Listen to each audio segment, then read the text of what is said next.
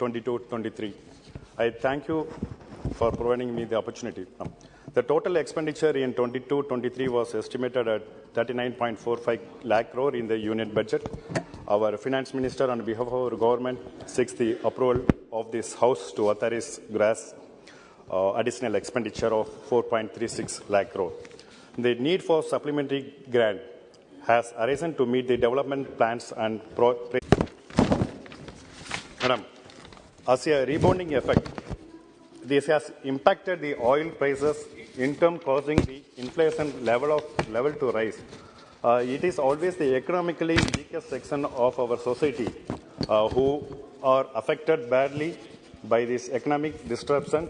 It is hence the duty of the government to provide the population with a support system, at the same time improving the macroeconomic parameters of our economy.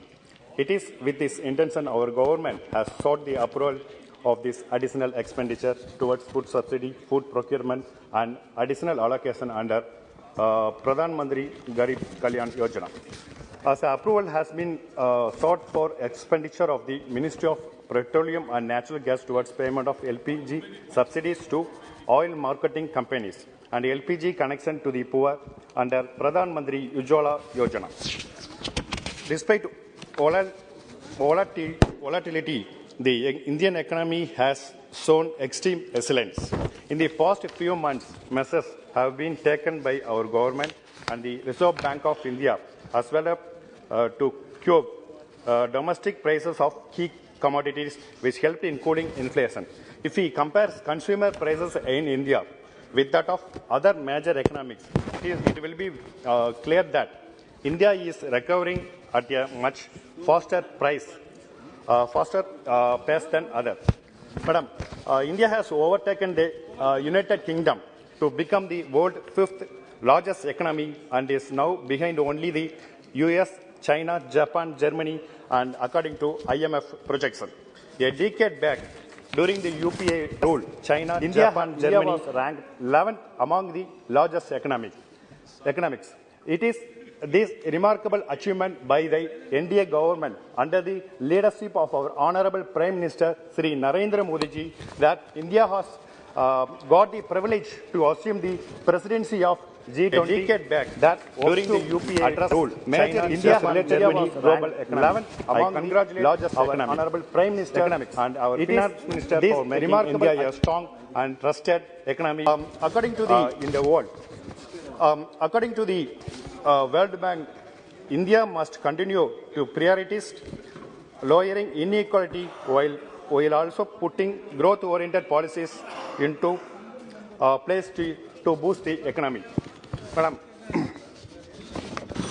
even in terms of economic growth, India is projected to be the fastest growing among other economics, according to the IMF latest World Economic Output report, as per the report. And I once again congratulate our government and our minister for this remarkable success. With this, I support this. Thank you. Sri Katir Anand ji. Thank you, Chairperson, for giving me an opportunity to speak on the demands and grants. Madam, last 8 years, the farmers' income has not doubled at all. We can see from the figures that the number of suicide cases only has doubled. When a complete analysis of the farmers, when we see the number of cases because of the suicide, it results that the farmers have not been benefited from this government at all. A complete analysis of a farmer's total expenditure and the techniques and the amount invested by the farmers has to be first taken and ascertained. An expenditure estimate has to be done by the union government. Only then, according to that expenditure, you may be able to fix the MSP price for the farmers. But that has not been done by this government at all. And the government has always been telling that the MSP has been fixed, benefiting to the farmers. But down south, nothing has happened at all. So, I request the government to expedite the estimation of expenditure by the farmers and then exactly fix the MSP prices. If we cannot double the farmers' income, at least double the financial benefits through the Kisan scheme, without this, doubling the efforts or giving more incentives, the farmers will not be benefited at all. There are another segment of farmers who don't own the land. How are they going to be benefited? So when these farmers are going on a contract basis, when they approach the banks and they don't give a loan, and they are not eligible for Kisan benefits also. So farmers who go on a contractual farming, those agreements have to be acknowledged by the Government of India so that the beneficiaries or the benefits can be extended to them also. Nearly 55% of the agri workers are from this segment where they don't have land bank. So I urge upon the Union government to look into this matter also. And when you talk about contract farming, a digitalization, more funds to be allotted to the digitalization of the agriculture land so that the real beneficiaries should be benefited. And also the banks which are offering finances to the agriculture sector are not looked upon. When the farmers or the contractual farmers, when they approach the bank, they are not being given the proper response, and the agriculture loan facility is not being that much fruitful for the farmers down south. Sir, when we talk about irrigation, when I continue to talk about agriculture, we have to talk about the irrigation also. Like, water is the main source of oxygen for irrigation, and linking of the peninsular rivers, that is a major scheme that has to be looked upon by the Government of India, and more funds to be allotted to that. But the government is not keen on interested or linking of these rivers. That is what we can see from the figures. I urge upon the Union government to allocate more funds for linking the rivers. Sir, as a lower riparian state in Tamil Nadu, we are struggling to get right share of water from the neighboring states, especially Karnataka and also other states. So I urge upon the chairperson, through you, I urge upon the Government of India to request the neighboring states to release the right share for water, especially from Karnataka. Thank you. And also, when we talk about, after we talk about agriculture, we have to talk about the road infrastructure. Our Tamil Nadu Chief Minister has been repeatedly asking the Union government to speed up the 8 roads that the Chief Minister already returned to the Government of India to speed up on. But this government is not ready to do that. It is all on the papers, but the more funds have to be allotted and necessary steps have to be taken to speed up those kind of a process. And this government has to look upon not only allocation of the funds, but also materializing those contracts. So I urge upon the Government of India, Union government, to look at road sector and implementation as soon as possible, sir. Sir, when we talk about roads, I have to talk about Nahai also. Sir, last government, in the last financial budget, in my constituency, Vellore, nearly about 20 crores has been allotted to a Perumugai bridge. Nothing has happened. Virjipuram bridge, which is 28 crores allotted on the Nahai highway, nothing has happened. Pututhaku, which has been 28 crores, nothing has happened. So everything is there in the papers. We are happy about the budget figures, but we are not happy about the progress of the activities or the money which is spent upon. Sir, Nitin Gadkari ji announced in this August House that there will be no toll roads between 0 to 60 kilometers. That is what is the announcement that has been recorded in this House. But in my constituency, they have built up a toll road in Vellore parliamentary constituency, in KV Kuppam assembly constituency. They have built up a toll road. I was the convener of the meeting along with the district collector. When I asked the Nahai authorities, they were stubborn and they didn't give me any answer at all. They said, we just built it. There are no evidences, there are no paper records to substantiate the toll road. So the 0 point is Bhadrapalli in Andhra Pradesh. From there, the toll road is less than 12 kilometers, but they have built up a toll plaza. I urge upon the Union government to abolish it as soon as possible. Sir, regarding railways, I don't know why this government, whenever a member of parliament approaches the railway ministry, requesting them to stoppage of any trains or any facility that has not been acted upon. But a number of money, crores and crores has been spent by the railway department, but when, as a member of parliament, when you go and ask for simple things, it does not happen. But I'm concluding, madam. 2 minutes, I'm concluding, madam. But in this August House, I want to talk about a project that is linking of Chennai and Viluppuram via Vellore. So that project was commenced, funds were allocated. That is only one lane. But this government went upon taking up of nearly land bank where 40,000 people are living. Without any notice, the government has started doing that. That is in my Vellore constituency. I urge upon the government to stop that, take land whatever is required, but don't take away the people's lives from there. That is one important thing, sir. Another important thing, so much money is being spent by the railway department. I'm coming to 1 minute, only 1 minute. I'm in my Vaniambadi constituency, right from the day I was elected and brought into this house, I am asking for one LC81 bridge. Every year I've been bringing it to the notice of the government, but it has not happened. I'm finishing my last, only 1 minute, very golden minute, madam. I am telling this August House, sir, I want the LC81 bridge to be constructed as soon as possible, funds to be allotted.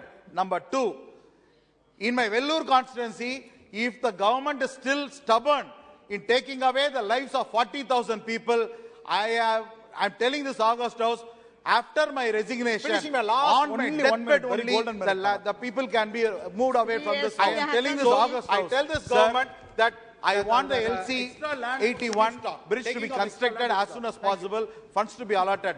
Number 2, in my Vellore constituency, if the government is still stubborn in taking away the lives of 40,000 people, I'm telling this August House, after my resignation, on my deathbed only, the people can be moved away from this house. I am telling this August House, I tell this government that I want the LC81 bridge to be constructed as soon as possible, funds to be allotted. Number 2, in my Vellore constituency, if the government is still stubborn in taking away the lives of 40,000 people, I'm telling this August House, after my resignation, on my deathbed only, the people can be moved away from this. I am telling this August House, I tell this government that I want the LC81 bridge to be constructed as soon as possible, funds to be allotted. Number 2, in my Vellore constituency, if the government is still stubborn in taking away the lives of 40,000 people, I'm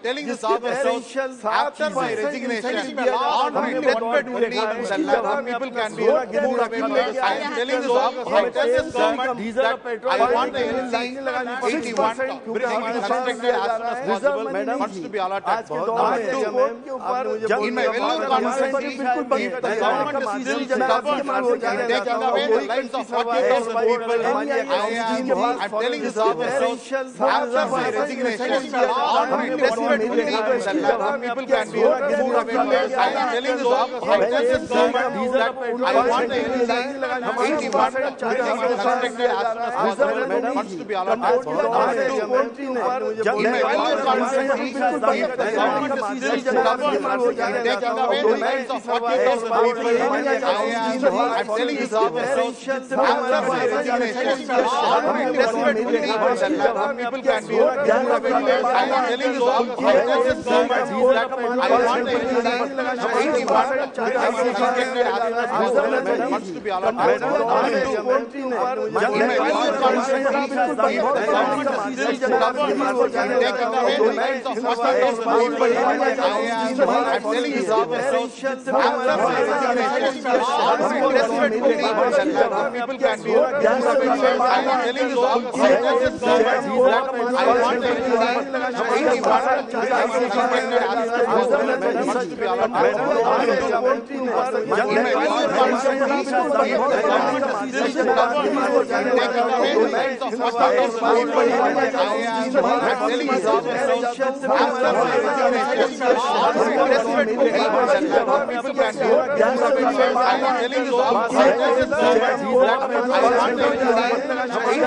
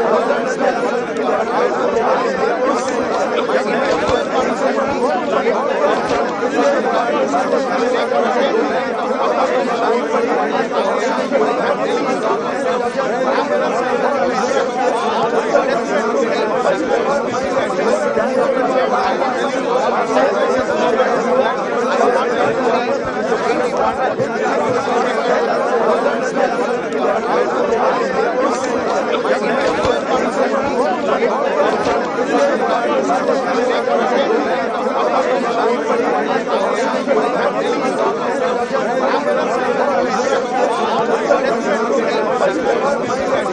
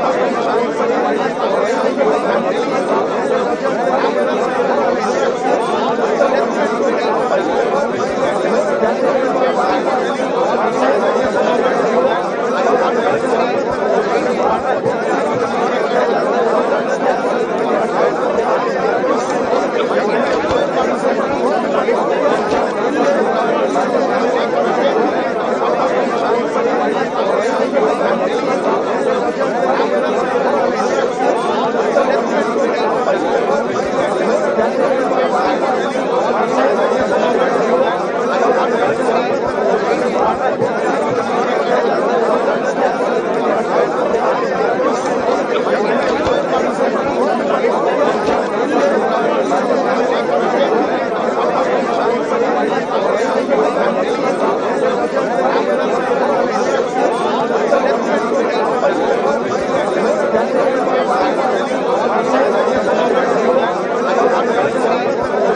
higher nominal GDP growth would help keep the fiscal deficit within the financial year budget estimate of 6.4% of GDP. One can safely say that roughly the centre's spending could still be rupees 2.5 to 3 trillion more than the budgeted 39 lakh crores for the current financial year. Here I want to remind this House.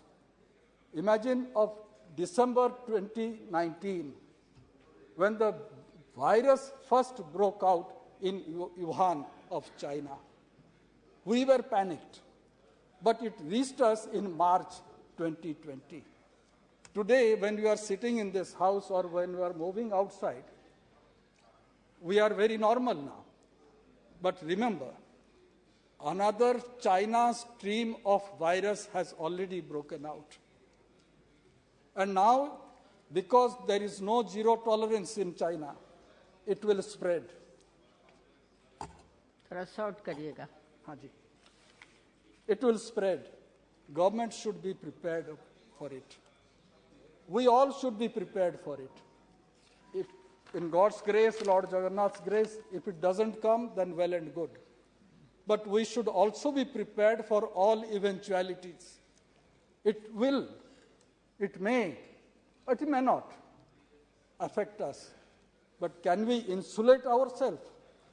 That is the question which also the finance minister and the government has to ponder, and equally all of us has to ponder. An idea has floated, Madam, I am concluding now. An idea has been floated that the government should look at mechanisms similar to GST Council for Agriculture to foster consensus in national policy making with states and harness the potential of this sector. 45% of population are still dependent on agriculture, though it contributes only 14% of India's GDP. I have three questions, sir. Madam, three questions. One is the government thinking on replicating the philosophy of good working of the GST in agriculture sector? Will government take steps making cess and surcharges part of the divisible pool if continued beyond a specified period by amendment of the Constitution? And three, rate of interest on refinance under medium-term conversion loans. Question is whether NABARD be advised to provide refinance at par with the interest rate charged on STSAO refinance to facilitate the farmers to avail the relief measures of conversion, reschedulement of crop loan on account of crop loss exceeding 33% caused by natural calamities. It is much, much beyond. I think the finance ministry has to look over it. With these words, I conclude.